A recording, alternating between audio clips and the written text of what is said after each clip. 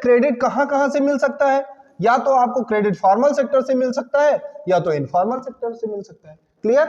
आपको क्रेडिट कौन कौन उपलब्ध करा सकता है? या तो फॉर्मल सेक्टर या तो इनफॉर्मल सेक्टर। अब आपके दिमाग में आएगा तो ये फॉर्मल सेक्टर क्या है और इनफॉर्मल सेक्टर क्या है, इसी के बारे में हम लोग बात करेंगे। देखिए, फॉर्मल सेक्टर वो सेक्टर है जिस सेक्टर से हमें लोन मिलता है और जो हमें लोन प्रोवाइड कराता है, जो हमें लोन देता है, उसके ऊपर गवर्नमेंट की या उसके ऊपर आरबीआई की सुपरविजनिंग होती है। जैसे कि मान लो कोई बैंक है, कोई एनबीएफसी है ना, ये सब जब हमको लोन देते हैं तो ये फॉर्मल सेक्टर के लोन कहे जाते हैं। ये सेक्टर, जब फॉर्मल सेक्टर हमें लोन देता है तो वो टर्म्स ऑफ क्रेडिट के सारे नियमों को फॉलो करता है। किसको? Terms of credit. पिछले वीडियो में मैंने बताया था कि टर्म्स ऑफ क्रेडिट क्या है, कोलैटरल, इंटरेस्ट रेट, है ना, डॉक्यूमेंट और मोड ऑफ रीपेमेंट। इन सारी चीजों को वो पहले फॉलो करता है। आपसे कोलैटरल लेता है, आपको इंटरेस्ट रेट बाकायदा पहले से बता के रखता है कि इतना आपको इंटरेस्ट देना होगा। डॉक्यूमेंट्स आपसे लेता है, आपको मोड ऑफ रीपेमेंट बताता है कि आपको किस प्रकार से पेमेंट करना है, कब कब पेमेंट करना है, कितने समय में पेमेंट करना है। ये सारी चीजें आपकी पहले से फिक्स रहती हैं। यानी कि ऐसा सेक्टर जो आपको लोन देने के साथ में टर्म्स ऑफ क्रेडिट को फॉलो करता है और उसके ऊपर आरबीआई की, भारत सरकार की क्या होती है, सुपरविजनिंग होती है। जैसे कि बैंक आपको लोन देगा तो आरबीआई की निगाह उसके ऊपर रहती है कि ये किसको लोन दे रहे हैं, कितना लोन दे रहे हैं, छोटे लोगों को दे रहे हैं, बड़े लोगों को दे रहे हैं, इंडस्ट्रीज को दे रहे हैं, गरीब किसानों को दे रहे हैं, या गरीब किसानों को नहीं दे रहे हैं तो क्यों नहीं दे रहे हैं। ये सारी चीज उसके पास डेटा रहता है आरबीआई के पास, वो इन सारी चीजों की सुपरविजनिंग करती है। तो ऐसा सेक्टर आप क्या कहलाएगा? फॉर्मल सेक्टर कहलाएगा। और ये सेक्टर आपसे क्या करेगा? टर्म्स ऑफ क्रेडिट के सारे नियमों को क्या करेगा? फॉलो करेगा। दूसरा सेक्टर है इनफॉर्मल सेक्टर। इनफॉर्मल सेक्टर, दूसरा सेक्टर कौन सा है? Informal sector. इनफॉर्मल सेक्टर वो सेक्टर है जिसमें टर्म्स ऑफ क्रेडिट के किसी नियम का फॉलो नहीं किया जाता है। आपने फोन किया, हाँ चाचा 500 मनवा चाहिए, तो क्या कहते हैं, ठीक है बेटा ले लो 500 रुपए, कल हमको 700 दे देना।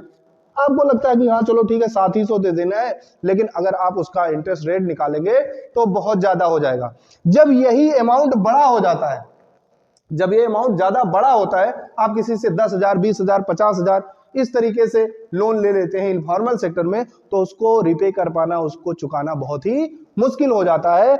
इसलिए आपको कहा जाता है कि आप फॉर्मल सेक्टर से लोन लें, इनफॉर्मल सेक्टर से लोन ना लें। लेकिन अभी उसकी बात करेंगे। तो सबसे पहले हम समझ लें, फॉर्मल सेक्टर से लोन लेने का मतलब बैंक वगैरह, एनबीएफसी वगैरह से लोन लेते हैं। इनफॉर्मल सेक्टर में मनी लेंडर्स आते हैं। कौन आता है?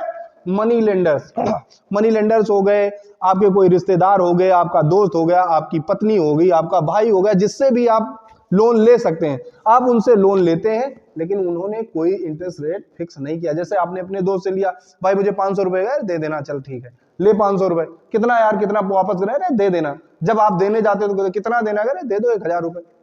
अब बताओ 4 दिन में वो क्या करता है? उसी पैसे को डबल मांग रहा होता है, और नहीं देते हो तो गुस्सा हो जाता है। इनफॉर्मल सेक्टर है। मनी लेंडर गांव का कोई बड़ा आदमी जिसके पास पावर है, उससे आपने 10,000 रुपए ले लिए, आप इस समय देते वक्त बड़ा खुश है, आपसे बात कर रहा है, चलो ले जाओ यार 5,000 तुम्हारा काम हो जाए। लेकिन जब आप वापस करने जाते हो, कहते हैं ये क्या 5,000 देने आए हो, अरे हमको 15,000 चाहिए। अब बताओ 1 महीने में, 2 महीने में, 3 महीने में आप 3 गुना पैसा कैसे कर सकते हो? आपकी तो इतनी कमाई है नहीं। तो ऐसे इनफॉर्मल सेक्टर होते हैं जब आप उनसे लोन लेते हो जो किसी भी गाइडलाइन को फॉलो नहीं करते हैं, जो कि टर्म्स ऑफ क्रेडिट को फॉलो नहीं करते हैं। यानी जैसे रिलेटिव, रिश्तेदार, जैसे कि लैंडलॉर्ड आपके गांव के हो गए, जैसे जो पैसा बांटने वाले साहूकार हो गए, इन सबसे आप लोन लेते हो तो वो लोन किस में आता है? इनफॉर्मल सेक्टर में आता है। यानी एक एग्जांपल मैं आपको बता रहा हूं, ध्यान से सुनिएगा। फॉर्मल जब आप पहनते हो, कोट पैंट टाई ये सब पहनते हो ना, तो ऐसे लोग जब आपको लोन देते हैं, जैसे बैंक में जाते हो, लोग आपको ऐसे मिलते हैं, तो क्या होता है? Formal sector. Informal dhoti kurta गमछा लिए कंधे पर रखे हुए जब ये लोग आपको लोन दे तो क्या होगा? Informal sector. इस तरह से एग्जाम्पल के तौर पर आप इसको समझ सकते हैं। ठीक है, अब आपसे क्वेश्चन ये पूछा जा सकता है कि फॉर्मल सेक्टर से लोन लेना और इनफॉर्मल सेक्टर से लोन लेना कौन सा सही रहेगा? तो हमेशा फॉर्मल सेक्टर से लोन लेना सही रहता है। क्यों सही रहता है? क्योंकि यहां पर इंटरेस्ट रेट फिक्स रहता है। फिक्स रहता है, अभी मैंने आपको बताया इंटरेस्ट रेट फिक्स रहता है। आपको ये पता रहता है कि किस महीने में कितना पैसा आपको रिपेमेंट करना है, किस महीने में कितना पैसा देना है, टोटल कितना पैसा देना है, कब कब देना है, किस डेट को देना है, ये सारी चीजें पहले से फिक्स होती हैं और उनके ऊपर गवर्नमेंट की, उनके ऊपर आरबीआई की सुपरविजनिंग होती है। वो आपके साथ कोई फ्रॉड नहीं कर सकते, और अगर वो फ्रॉड करते हैं तो आप बड़े अच्छे से किसी ना किसी हेल्पलाइन में या कोई संस्था होती होगी जो आरबीआई ने बना रखी है, वहां पर जाकर कंप्लेन भी कर सकते हैं। लेकिन इनफॉर्मल सेक्टर में बहुत ज्यादा कोई किसी की सुपरविजनिंग नहीं होती है। आपने अपने रिश्तेदार से लोन ले लिया, अब लोन पेमेंट करने का अब नंबर आया तो आप क्या जाके रिपोर्ट कर देंगे कि वो ज्यादा मांग रहा है, वो 500 रुपए ज्यादा मांग रहा है, और लोन का अमाउंट भी ऐसा है कि 500 रुपए के लिए आप जहां तक दौड़ेंगे उससे ज्यादा तो आपका खर्च हो जाएगा। इसलिए इनफॉर्मल सेक्टर से लोन नहीं लेना चाहिए, क्योंकि वहां पर इंटरेस्ट रेट बहुत ज्यादा होता है। ठीक है बच्चों, तो फॉर्मल सेक्टर हमेशा सही होता है लोन लेने के लिए और इनफॉर्मल सेक्टर सही नहीं होता है। तो सबसे बड़ी समस्या अब ये आती है कि सबसे ज्यादा इनफॉर्मल सेक्टर से लोन कौन लेता है?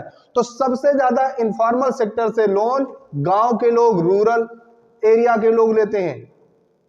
रूरल एरिया के लोग सबसे ज्यादा, जो कम पढ़े लिखे होते हैं, जिनके पास डॉक्यूमेंट्स नहीं होते, जिनके पास कोलैटरल नहीं होता, जो ये नहीं जानते इंटरेस्ट रेट क्या है, वो लोग इनफॉर्मल सेक्टर से ज्यादा लोन लेते हैं। जैसे गांव का कोई व्यक्ति है, अब उसका आधार कार्ड नहीं बना हुआ है या आधार कार्ड में कोई करेक्शन कराना है, वो 4 बार जाता है करेक्शन कराने, करेक्शन नहीं हो पाता है, लौट आता है। अब वो लोन लेने बैंक में जाएगा, बैंक वाले भगा देते हैं। अब वो क्या करता है, किसी ऐसे व्यक्ति के पास जाता है, साहूकार के पास जाता है जो उसको आसानी से लोन दे दे, भले ही उसको थोड़ा सा ज्यादा पेमेंट देना पड़ता है। उसको लगता है थोड़ा सा ज्यादा, लेकिन एक टाइम ऐसा आता है कि उसको बहुत ज्यादा पेमेंट करना पड़ता है। एक सच्ची कहानी सुना देता हूं इस बात को लेकर। एक हमारे गांव में रहते थे जिनका नाम था राधे श्याम। क्या नाम था? राधे श्याम। अब राधे श्याम पैसा लेने जाते थे बैंक में, पैसा निकालने, और उनके लड़के पढ़े लिखे थे। एक लड़का उनका बहुत समझदार था आपकी तरह। उसने कहा, पापा आप अंगूठा मत लगाया करो, अंगूठा लगाने से बड़ी समस्या होती है, सब लोग कहते हैं कि तुम्हारे पापा अनपढ़ हैं। तो आप ऐसा करो, जब गांव से बैंक जाया करो तो आप वहां अंगूठा नहीं, अपना सिग्नेचर किया करो। तो उन्होंने कहा, ठीक है बेटा, बताओ हमें कैसे सिग्नेचर करना है। राधे श्याम इस तरह से लिखकर उनके लड़के ने बता दिया और कहा, ये रा है, ये दा है, सा या मा, इससे लिखिएगा, ऊपर से मुंडी होती है इसकी, इसको बांध दीजिएगा। बोले ठीक है। बैंक में गए, राधे श्याम ने अपना साइन किया जैसे भी वो कर पाए, लिखा राधे श्याम, और गए बैंक के पास। मैनेजर ने कहा, जो भी पैसा देता, उसने कहा कि भाई हाँ क्या करना, उसने भगा दिया वहां से। देखा राधे श्याम लिखा। एक बार गए, दूसरे दिन गए, फिर भगा दिया, तीसरे दिन फिर वो रास्ते में आए और अपने लड़के को बहुत मारा, बहुत पीटा। सबने पूछा, भाई क्यों मारे? उसने कहा, इसने साइन करा दिया, मैं जाता था अंगूठा लगा के पैसा ले आता था, साला साइन करा दिया हमको, 3 दिन से दौड़ रहा हूं, पैसा नहीं मिला है। तो जब वो लड़का घर जाता है तो कहा, पापा ठीक है, साइन करने से पैसा नहीं मिलता, ऐसा नहीं होता है, लेकिन आप ये बताओ पहले कि आपने साइन कैसे किया था। तो उसके पापा ने कहा, कैसे साइन किया था? साइन तो ऐसे किया था, ऐसे राधे श्याम लिखा था। बोले ऊपर वाली मुंडी, बोले उसको ऐसे बांध दिया था। अब बताओ, जब ऐसे आप काट दोगे तो क्या राधे श्याम सही माना जाएगा? नहीं, बैंक वाले ने सोचा कि उसने क्या किया है, ऐसे काट दिया है।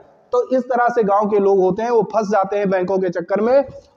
और ये बैंक क्या कहेंगे, बैंक तो बैंक में भी फंस जाएंगे, क्योंकि पढ़े लिखे नहीं है, उनके चक्कर में फंस जाएंगे। और इनफॉर्मल सेक्टर में जो लोग होते हैं, साहूकारों के चक्कर में, मनी लेंडर्स के चक्कर में फंस जाते हैं और उनको बहुत ज्यादा पैसा देना पड़ता है। तो सबसे बड़ी बात यह है कि आपको इनफॉर्मल सेक्टर से लोन बचना चाहिए, इस लोन से नहीं लेना चाहिए। गांव के लोग ज्यादा ले लेते हैं कि उनके पास कोई कोलेटरल नहीं होता, कोई डॉक्यूमेंट नहीं होता। ठीक है बच्चों, अब इस टॉपिक को यही खत्म करते हैं। अगले वीडियो में अगले टॉपिक को कंटिन्यू करेंगे। तब तक के लिए आप इस चैनल को देखते रहिए और इस वीडियो को लाइक कर दीजिएगा। जितने ज्यादा से ज्यादा अपने दोस्तों तक पहुंचा पाना, इस वीडियो को शेयर कर देना। अगले वीडियो में मिलते हैं, तब तक के लिए जय हिंद, जय भारत।